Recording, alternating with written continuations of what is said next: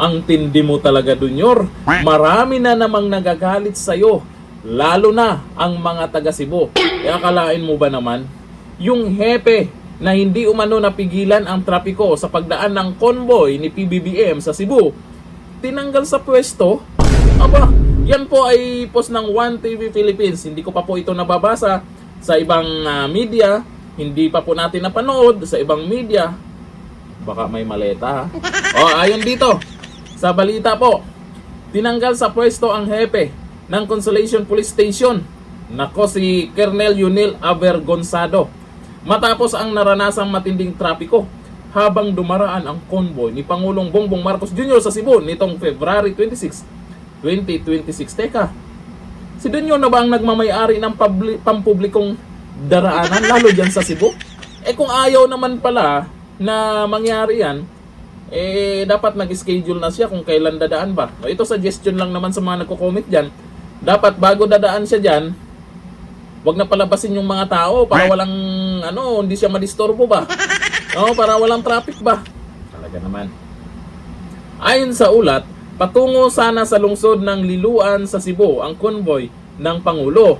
Ngunit naantala ito dahil sa matinding pagsisikip ng trapiko sa nasabing lugar. Paano nga kung hindi na kinaya nung hepe? Kasi baka malala na rin yung traffic dyan. Pansamantalang papalit bilang hepe ng Consolation Police Station si Attorney Bernino Nosarale, habang si Avergonzado ay inilipat muna sa Cebu Police Provincial Office. Grabe naman no? Marami pong nagagalit po sa balitang to sa post po ng One TV Philippines.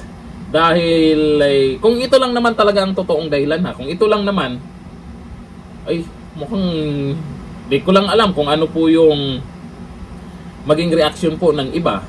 Pero sa mga nag-comment kasi sa balitang yan, hindi po nila nagustuhan dahil lamang sa ganyang dahilan. Ang tanong dito, alam kaya ni Dunyor na tinanggal ito sa pwesto?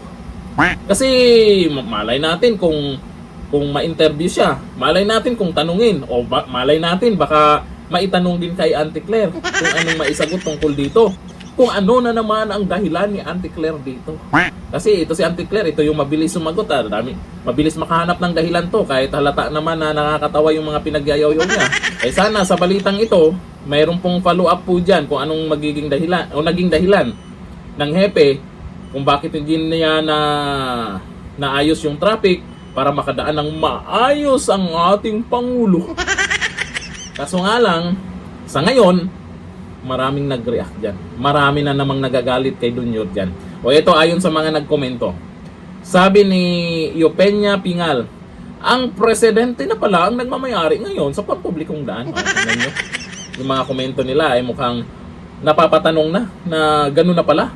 Sabi ni Nestor Andilab, dapat nag-abiso na malayo para mag-stay at home na lahat ng tao sa bahay nila para siya lang ang nakadaan sa kalsada.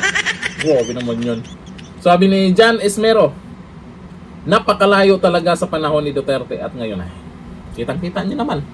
Diba? Kaya hindi natin masisi ang taong bayan kung bakit gusto nila na isang Duterte na naman ang ilagay sa Malacanang. Hanggang dito lang. Thank you. Bye-bye.